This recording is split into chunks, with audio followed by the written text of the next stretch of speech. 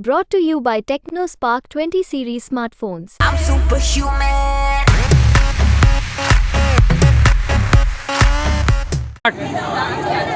देश की राजधानी दिल्ली में चुनाव को महज गिनती के दिन रह गए हैं। ऐसे में दिल्ली में जिस तरह से राजनीतिक गतिविधियां बदली हैं और स्वाति मालीवाल वाली घटना जो सामने आई है, उसके बाद कहीं न कहीं बीजेपी को एक बड़ा मुद्दा इस चुनाव के लिए मिल गया है। इस मुद्दे को लेकर दिल्ली की महिलाएं क्या सोचती हैं, खासतौर पर वेस्ट दिल्ली इलाके की अलग अलग इलाके में रहने वाली महिलाएं क्या सोचती हैं, उनसे हम बात करते हैं। हमारे साथ काफ़ी सारी महिलाएं, हम उनसे बात करते हैं। जी, सबसे पहले अपना नाम बता दें। जी नमस्कार, मेरा नाम टीनापुरी जिंदर है। जी, क्या लगता है जिस तरह से स्वाति माल वाली घटना हुई, इसका चुनाव में कितना असर होने वाला है? जी बिल्कुल, बहुत ही असर हमें देखने को मिलेगा और मेरी तो ये अपील है अपने प्रति भारत की महिला से कि अगर इस समय भी अपने चक्षु नहीं खोले तो कब खोलेंगे। जो महिलाएं अपने ही मुख्यमंत्री के आवास पर सुरक्षित नहीं हैं और हिंसा का शिकार हो रही हैं, अपमान उनके साथ हो रहा है, उनके साथ उनको परेशान किया जा रहा है, इस हद तक परेशान किया जा रहा है कि इतना दबाव बनाया जा रहा है कि वो अपनी FIR तक ना लिखवा सकें। बहुत ही मेहनत करने के बावजूद भी एक महिला जो खुद महिला आयोग की अध्यक्ष रह चुकी है और काफ़ी महिलाओं के लिए उन्होंने काफ़ी मुद्दे उठाए हैं और उसके बावजूद भी उनके साथ ये घृणित अपराध हुआ जा रहा है। मैं इसकी कड़े शब्दों में निंदा करती हूँ और इसका देखने को असर बिल्कुल मिलेगा, क्योंकि जो महिलाएं अपने वहाँ पर जो मुख्यमंत्री दिल्ली के रह चुके हैं और जो कह रहे हैं कि हमारी सरकार बनाई जाए, उनके ही घर में जब इस प्रकार के दुशासन बैठे हुए हैं, इस प्रकार के शिखंडी बैठे हुए हैं, जो महिलाओं की अस्मत आबरू पे नज़र डाले हुए हैं, उनके साथ हिंसा पे उतारू हो चुके हैं, तो वो हमारी अस्मत और आबरू की क्या रक्षा करेंगे? क्या वो महिलाओं के अधिकारों की रक्षा करेंगे?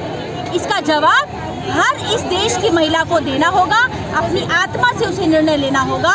क्या ये सही है जो अभी इस समय की मौजूदा स्थिति में हमारे माननीय केजरीवाल जी हैं, उनकी मौजूदगी में ये जघन्य अपराध हो रहा है? तो आप सोचिए, जब सरकार में आ जाएंगे तो हर रोड, हर गली, हर कस्बे, हर कूचे में इस तरह के जघन्य अपराध होंगे। मैं अपील करती हूँ कि हमारे यशस्वी प्रधानमंत्री मोदी जी के राज में आप ये देखिए, उनके नेतृत्व में महिलाएं कितनी सुरक्षित हैं, महिलाओं का कितना आदर और सम्मान है, यहाँ तक कि वो चुनावी मैदान में भी हैं। इससे बड़ा प्रत्यक्ष को प्रमाण की आवश्यकता क्या होगी? तो बिल्कुल असर देखने को मिलेगा।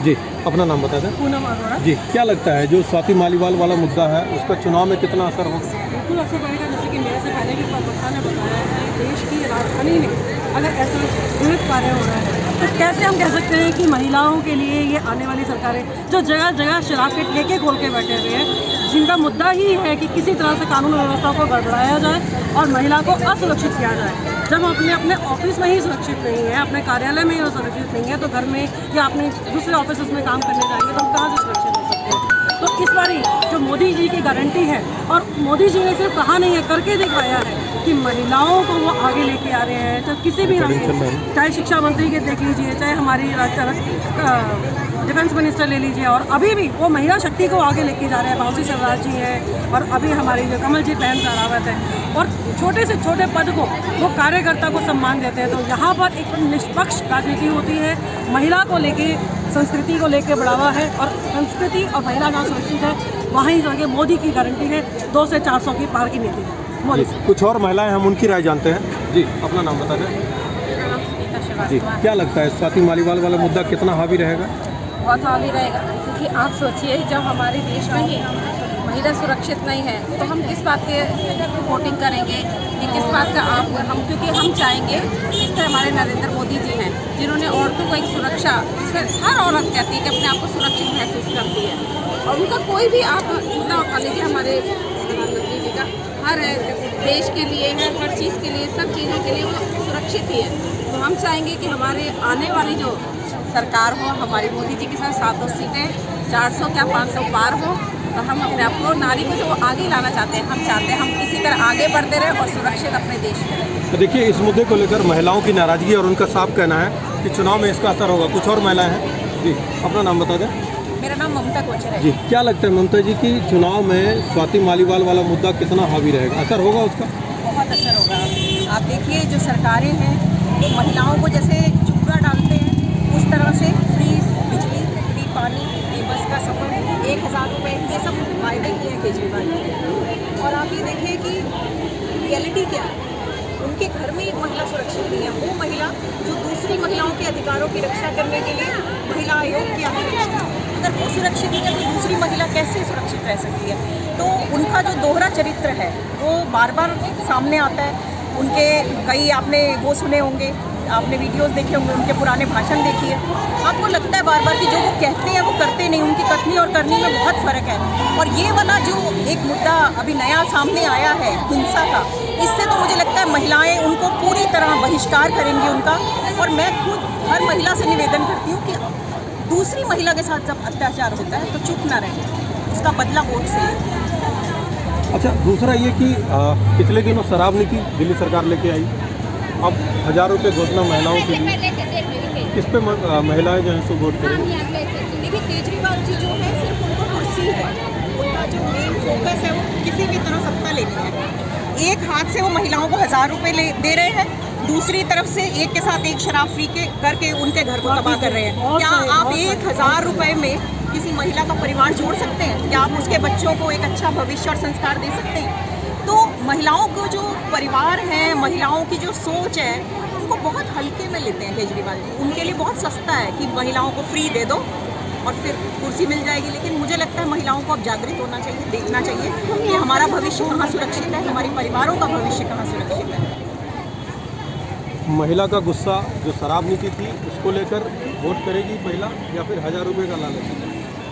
लालच, आपने लालच जो वर्ड लिया ना, केजरीवाल जी का सबसे पहला स्टेप है ही ये कि लालच दो, वोट लो।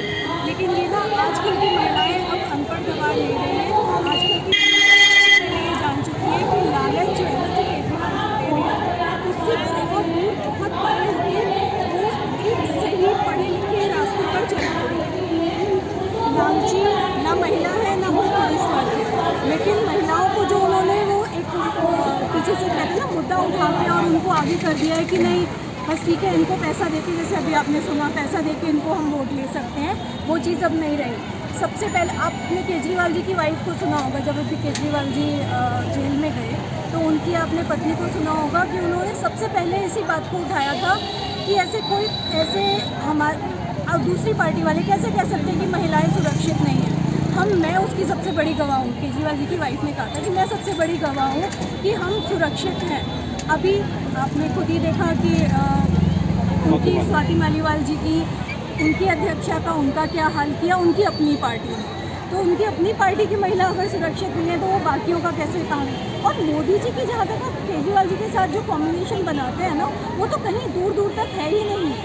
पहली बात, केजरीवाल जी सिर्फ दिल्ली के सीएम, मोदी जी पूरी भारत इंडिया के प्राइम मिनिस्टर है, ठीक है।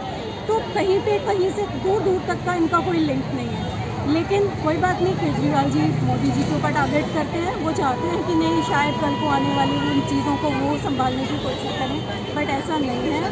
दिल्ली की जनता और इंडिया की जनता बेवकूफ़ नहीं है, वो अब समझ चुकी है कि हमें किसको वोट देना है और कहाँ तक जाना है।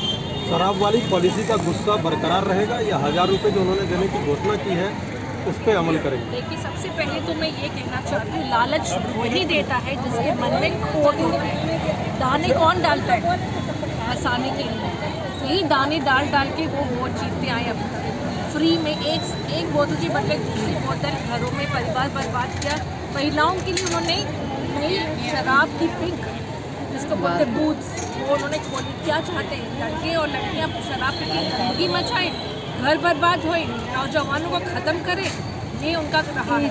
दूसरा, जो बस का जो उन्होंने शुरू किया था, कितना आपको मालूम है कितने करोड़ों का बजट पे हमारे गड़बड़ा गया है। उन्होंने तो फ्री कर दिया, बट दिल्ली सरकार के ऊपर कितना उसके ऊपर आया है लोड, वो आप नहीं जानते।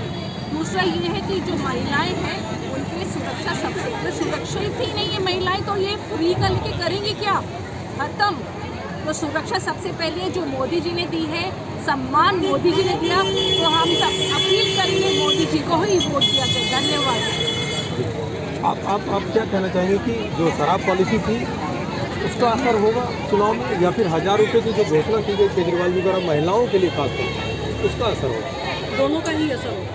ये 1000 रुपये देना, एक किस्म से लॉलीपॉप देना, जैसे कि मेरी पहली बहन ने भी कहा है कि एक हाथ से लेना और दूसरे हाथ से देना, तो ये अब 1000 रुपये दे के एक घर का पूरे घर का वातावरण खराब कर रहे हो कि आपने 1000 रुपये महिला को तो दे दिए, लेकिन जो उसका पति क्या मजदूरी कर रहा है या किसी ऑफिस में काम कर रहा है, वो 5000, 10,000, 20,000 रुपये कमा रहा है और उसके बाद शराब को एक की पी के दूसरी के बाद फ्री के चक्कर में रात को शराब को घर आके लड़ाई करता है और अपना 5,000 रुपये, 10,000 रुपये जो उसने बच्चों की एजुकेशन पे खर्च करना है या महिला की अपनी और दूसरी जरूरतों में घर परिवार की दूसरी जरूरतों के ऊपर खर्च करना है, उसने उसको बेकार कर दिया। तो कहाँ से महिला सुरक्षित होगी, कहाँ से वो अपनी गृहस्थी चलाएगी, कहाँ से वो अपने परिवार का दायित्व पूरा करेगी?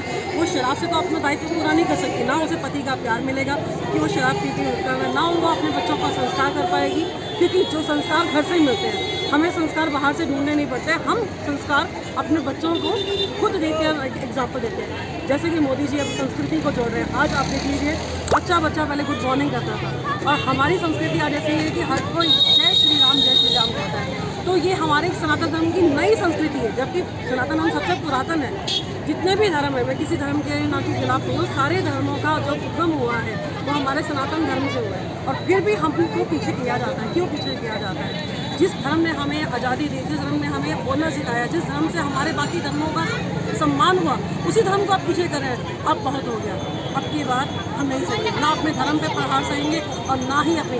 हमें योगी जैसा तरह की सीएम चाहिए, हमें शराब नीति जैसा सीएम नहीं चाहिए। हमें वो चाहिए जो यहाँ अपराध को ख़त्म कर सके। हमें वो सीएम चाहिए जो कि हमारी सुरक्षा बना ली और महिलाओं को दे। हमें ऐसा सीएम चाहिए। हमारी मांग है कि इस बार योगी जी जैसा वो सीएम हमारे को हो और महिला अगर सीएम बनती है तो और भी अच्छा होगा। तो महिला अगर पूरे देश को चला सकती है और हमारी पहले भी जितनी केंद्रीय मंत्री रह रही हैं, सीता निर्मला रमन जी हैं या स्मृति ईरानी जी नहीं है, तो उन्होंने और राष्ट्रपति भी हैं हमारे, और उन्होंने देखिए हर पद और हर वर्ग को, किसी भी वर्ग को उन्होंने अछूता नहीं छोड़ा था। उन्होंने दलित वर्ग को भी पीछे नहीं छोड़ा, ब्राह्मण वर्ग को भी नहीं छोड़ा और क्षत्रिय को भी।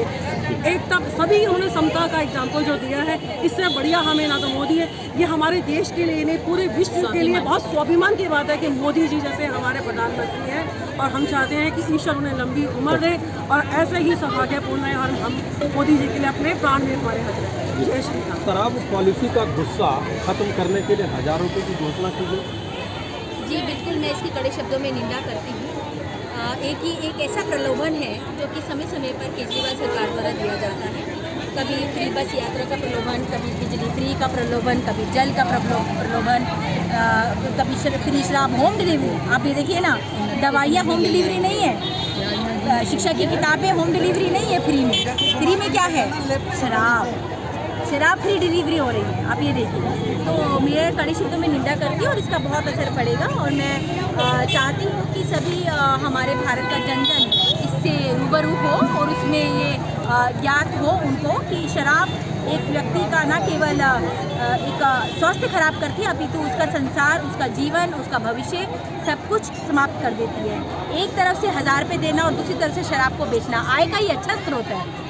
इसके ऊपर विश्वास ना करके अपनी आत्मा से निर्णय लें, क्योंकि हर व्यक्ति के अंदर एक आत्मा है और आत्मा परमात्मा का रूप होती है।